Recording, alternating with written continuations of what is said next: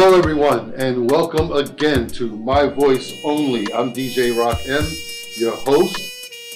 And for those of you who have contemplated putting up a vision board, I can tell you that they work. Because tonight's guests are some of the greatest musicians on the planet. To my left, super bassist, super producer, super songwriter, Grammy winner, a resident here in our native South Orange. I am humbly blessed and pleased to welcome Mr. John Lee, my mentor. And Thank you. Immediately to his right, another one of my mentors, master trumpeter. This gentleman, over the last 2 months, as you'll see on his Instagram, which we will give you all of his information at the end of the show, has been crisscrossing the world with that beautiful horn of his, doing shows in every country you can think of. Master trumpeter, Mr. Freddie Hendrix. Thank you. Welcome, gentlemen. Hey. Man, I don't know where to start, so I'm going to let you guys just take it away. On November 19th of this year, in a few weeks, we're having one of the biggest events in the South Orange Maplewood area, Giants of Jazz, which will be at the South Orange Performing Arts Center.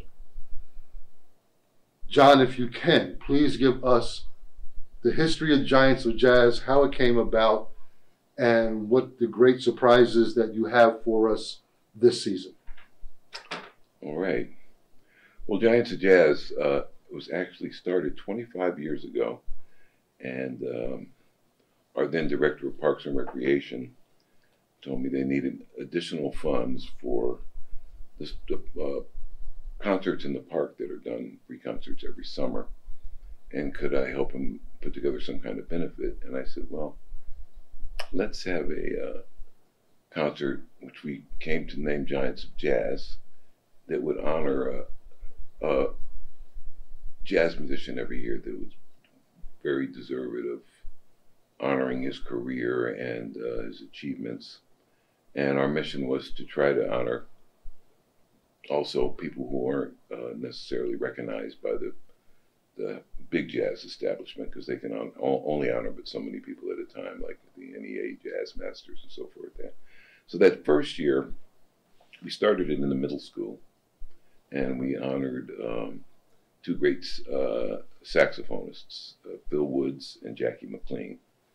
And we had a sold-out middle school audience, about 825 people. And it's now become a tradition. This would be the 25th concert, but because of the pandemic, we lost 2 years. So this is actually Giants of Jazz 23. But over the years, we've honored, the last one we had was in 2019. We honored the great pianist Harold Mayburn.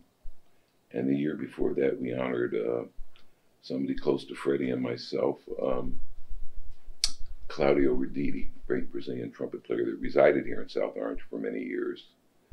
And the year before that, I guess that would be Giants of Jazz 20, was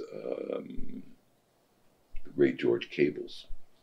And over the years, we've honored Dr. Billy Taylor, Clark Terry, James Moody, Jimmy Heath, Frank Foster, bassist Bob Cranshaw. Also a bassist. Buster Williams, Tootie Heath, one of the infamous Heath brothers, Barry Harris, Gary Bartz. I've recited quite a few. It's Yes. 22 of them. It's hard to remember everyone. Anyway, this year we're honoring a person who's close to myself and Freddie, Rufus Reed, who was the primary reason that the William Patterson Jazz Program has become world renowned and such a big. He spent 20 years there helping develop young jazz artists, and actually was key to me getting to know Freddie better. He kind of put us together.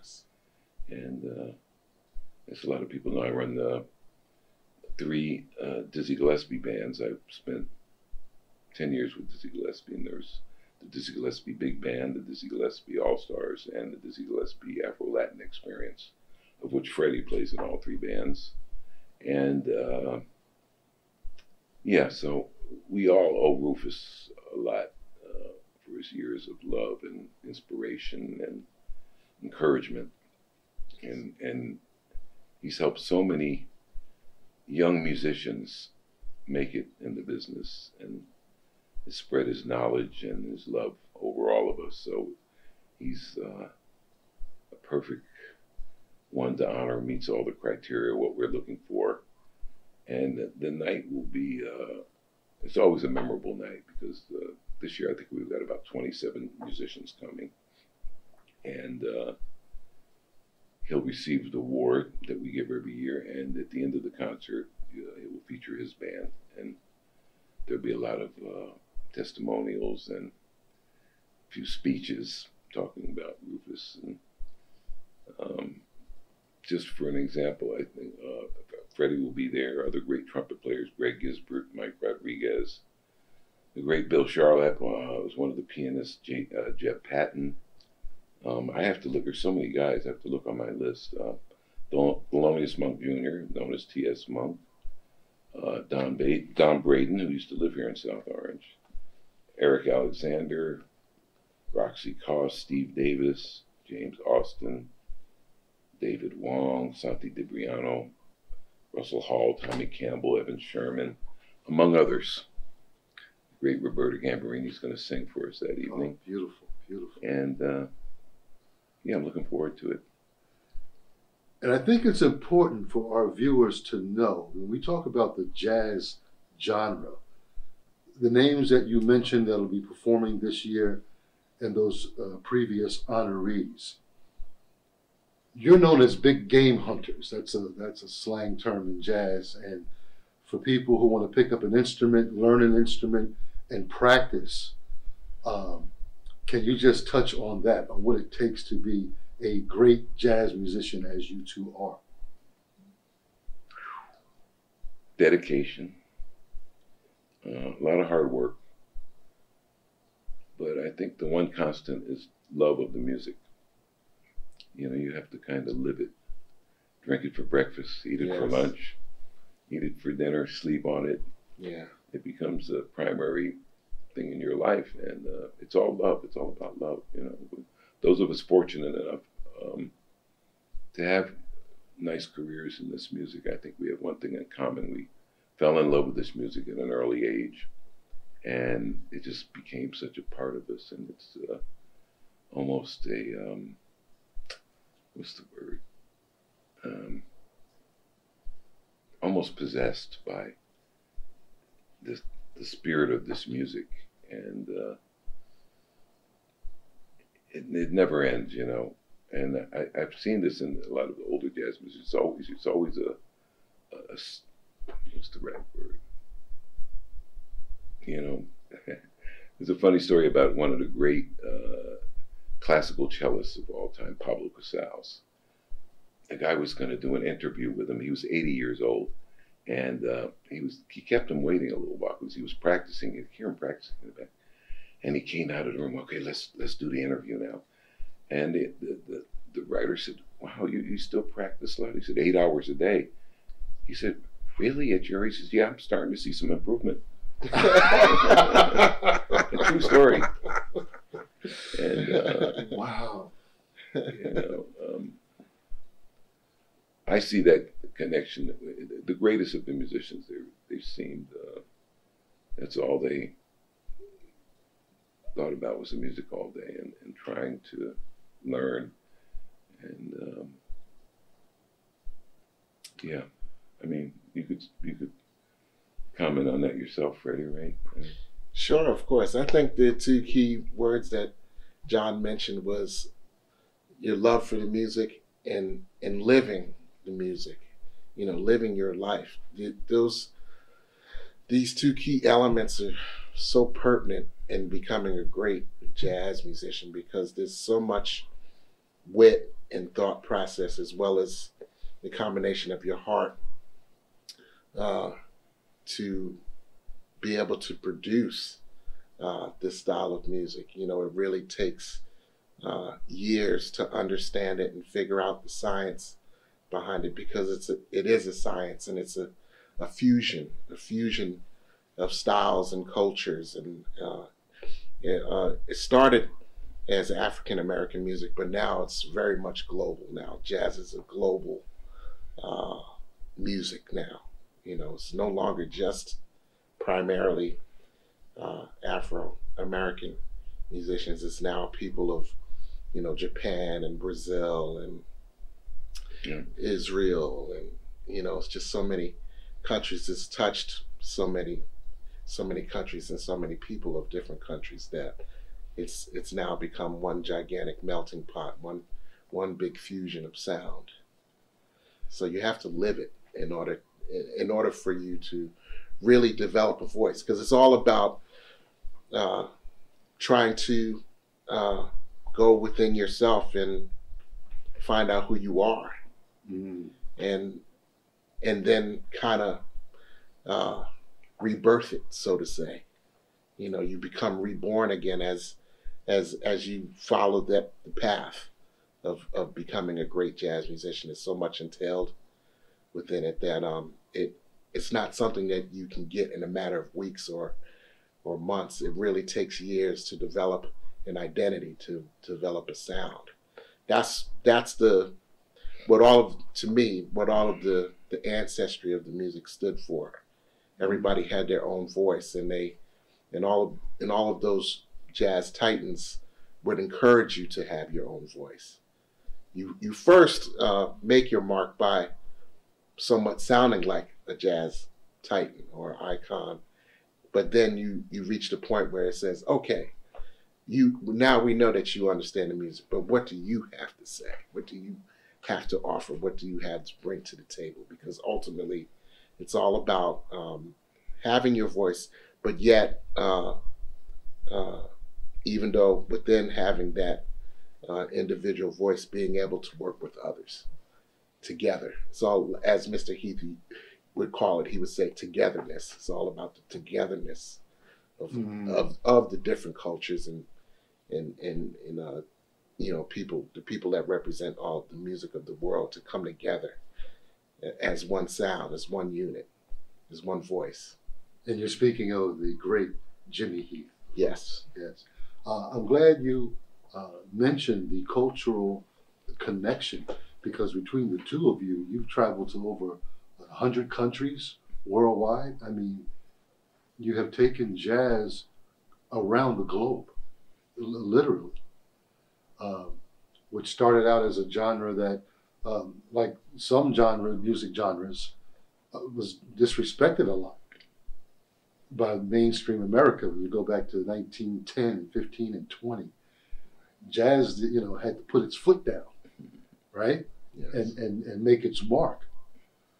Well, we're going to take a short break, and we are going to be back for more.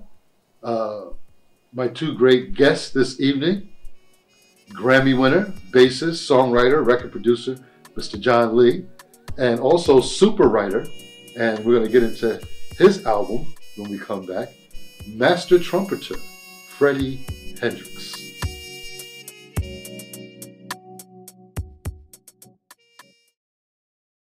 When a child is sick, there's one thing they need: a really big cookie.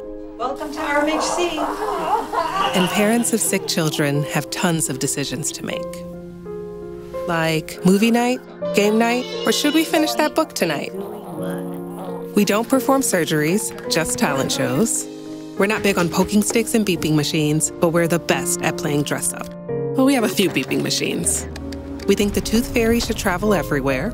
And while hospitals have doctors and nurses, we have mom and dad. We don't provide treatment, but we do provide dogs. And we throw some really good parties. Because at Ronald McDonald House Charities, we are home. We help families feel at home, even when they can't be.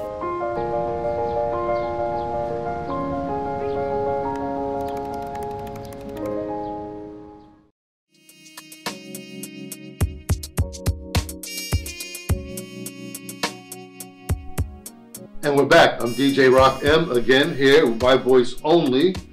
And we are talking to master bassist, super musician, super writer, super producer, engineer, and mixer, 2019 Grammy winner, Mr. John Lee.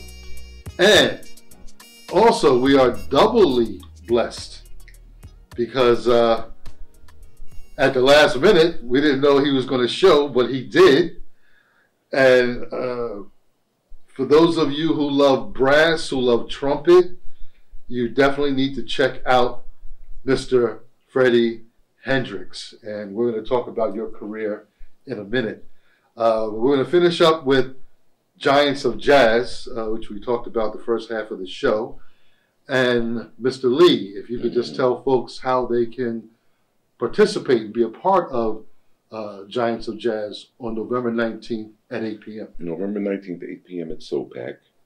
You can buy tickets at SOPAC. You can go to SOPACnow.org, buy your tickets, or if you happen to see one of these flyers, they've got these new little codes you can focus your QR phone code onto. Yes, yes. And reach it that way. But SOPACnow.org. Don't miss it. It's going to be a great show. It's always a joyous night. It's a very unique type of concert. And a long time now tradition in South Orange.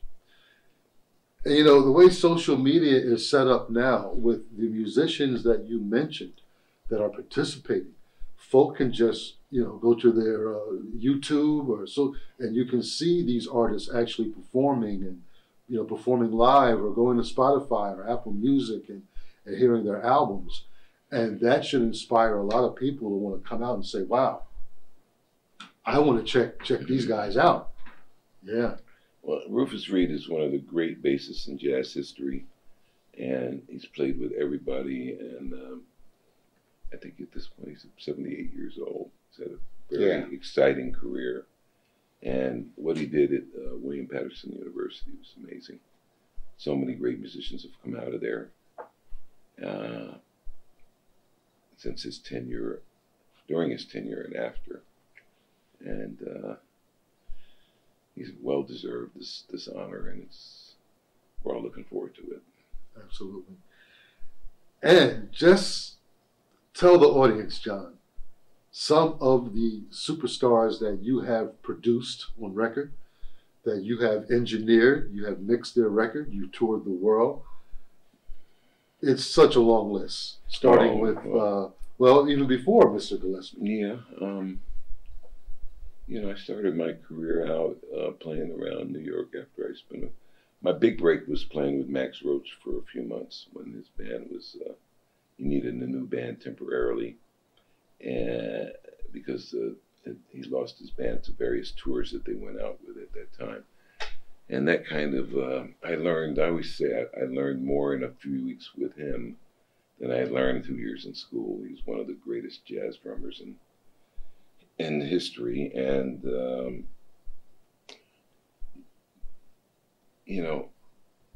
I don't know, I just felt like at that point I wanted to continue on. I had a chance to move to Europe and play in a band with my good friend Jerry Brown, drummer, and came back to New York in '74 after that. I was working around with Pharoah Saunders, Little Joe Henderson, a guy named Carlos Garnett, Lonnie Liston Smith. And the jazz fusion movement was really on the upswing then, and it was really a force. And I joined Larry Coryell's 11th House, where I spent a few years. And Jerry and I had our own bands for a few years. We toured Europe a lot. And this is the short version, so I Oh no, you're coming back. There's a part two to this for both of you. I don't want to excuse all the time. I spent a few years with the great McCoy Tyner, and then pretty much with a month between, after about 2.5 years with him, I joined Dizzy Gillespie's band. Or I should say bands, because he had the big band and also the United Nation Orchestra. We won a Grammy with that band and toured the world for a few years. And after he passed away, his wife asked me to kind of continue the tradition, and we came up with the Dizzy Gillespie Alumni All-Stars, which became the All-Stars and the Dizzy Gillespie Big Band. So that's one side of my life, and I have always had a great love for producing records, and I worked on the craft of being a recording engineer for years, because that was my other love, and I still do a lot of that. You mentioned the Grammy. That was from the great Cuban pianist Chucho Valdez album we did in 2018. Enough about me. You hear about you can't mention It's never enough. You cannot mention your collaboration with Jerry Brown without talking about your album, one of the greatest albums I've ever heard, and that's Mango Sunrise. Oh my God, that was in 1975. We put that out. Wow. That was what I would call a tour de force infusion. Just a great record. Thank you. And the Gillespie family entrusting you with the entire archive to continue his legacy. That's love, that's trust, that's belief in you that you would, carry the torch and continue, all the great things he did with his life. And you've done just such a magnificent job. I feel very blessed. That was definitely the highlight of my career, those 10 years that I spent with him. And one of the main reasons is Dizzy, we all had multiple relationships with Dizzy. He was our boss, but he was also our brother, and he was also kind of a father figure. And he was very, very generous with his knowledge and his time. And one of the things I enjoyed about working with him is we just didn't play swing jazz or, his innovations, which are bebop and Afro-Cuban and Brazilian feels, because Dizzy was actually the first jazz musician, not Stan Getz, because of Girl from Ipanema. Everybody thinks it was Getz, but that was pretty early on. But Dizzy was the first one to kind of start to integrate Brazilian composers into his band, and primarily with No More Blues and Desafinado from Dizzy on the Riviera. Great song. And touring with him, on a nightly basis, we would touch everything: bebop, Afro-Cuban, Caribbean feels, sambas, bossa novas, funk. He liked to go everywhere. It was like a party every night, and he entertained so well. The people loved him, and no matter how hard the travel was, how long the days were, when he hit the stage, it was a party every night. He had so much fun. I was spoiled after that. I remember, wanting that back, because I was playing with different bands, some names I won't mention now, and I was saying that joie de vivre is not there, that I was used to. And we try to get back to that, what we do now, make it fun and make it a family and I think the real power of a group is getting people together that all care about each other and love each other. There's a power in that. It's greater than the individual. Just like a great sports team, That's right. Yeah. And there's a concert, a Dizzy Gillespie concert online on YouTube. You didn't know about it. I told you about it, where you're doing this phenomenal bass solo, and he has a little water bottle, and he comes over and he starts spraying you just to try to cool you down, right? And you were just nailing it. But yeah, man, just beautiful memories. Yeah. And when you talk about gracious with one's time, Freddie, I have to tell you that you are one of the most gracious people I've ever met in my life, because this is actually my second interview with you. And, you just say yes right away. I'm so appreciative of that, and I thank you so much. Just a beautiful person beyond the trumpet itself. Everyone knows you as the man when you pick up that horn. But more people need to know you as the person as well, because you have that warm spirit, and you travel the world with that. And I'm sure all your fans, everyone in the audience, everyone in the clubs, they feel it. Let's talk about your great album, Jersey Cat. How did that come about? That's a funny story. It kind of goes in place with how I came to meet John. There was a club that was owned by a buddy of mine by the name of Cecil Brooks III, who was a really great drummer from out of Pittsburgh, Pennsylvania, and who was a former Montclair, New Jersey resident. And at that time, he also was a producer, and he used to produce records for Joe Fields, who was a part of Muse Records, which then turned into another label, and then now we've done come to High Note Records and other divisions, subdivisions of that, which is like Savant and Blue Jay, but High Note being the main entity of that record company. So in any case, he got the idea to open up a jazz club so that a lot of the local jazz musicians who are not necessarily local, you know, internationally known as well as nationally known musicians that happen to live in New Jersey but primarily work in New York, to open up a club where they can have a place to play here, not necessarily have to go all the way to New York to play all of the time. And that within him opening that in 2003, I believe, in West Orange, New Jersey, maybe 2 or 3 years in from that being established is how I came to meet John Lee. And but specifically how Jersey Cat came to be was all of the guys that I was playing with at that time used to come to Cecil's, and Cecil's basically was like a it was a ground where I could test my, you know, my compositions and try tunes and stuff like that. Experiment. It was a big experimental process for me, and so through playing there for years and years, the core guys that were always there, people like Brandon McCune and Bruce Williams and Jared Gold and a number of other people. That's how that record came to be. You know, Cecil used to always come to me and said, "Man, you know, it's time for you to put a record out. You know, you got to do this. You know, you got to put this in motion." I always have an excuse not to do it. Like, oh, I don't have the money. Oh, I don't have the time. Or, oh, I gotta, you know, I'm still trying to get my writing together. He's like, see, you always have excuse after excuse after excuse. He was like, he said, I'm gonna help you out. I'm your big brother. He says, just set a date. Just set a date.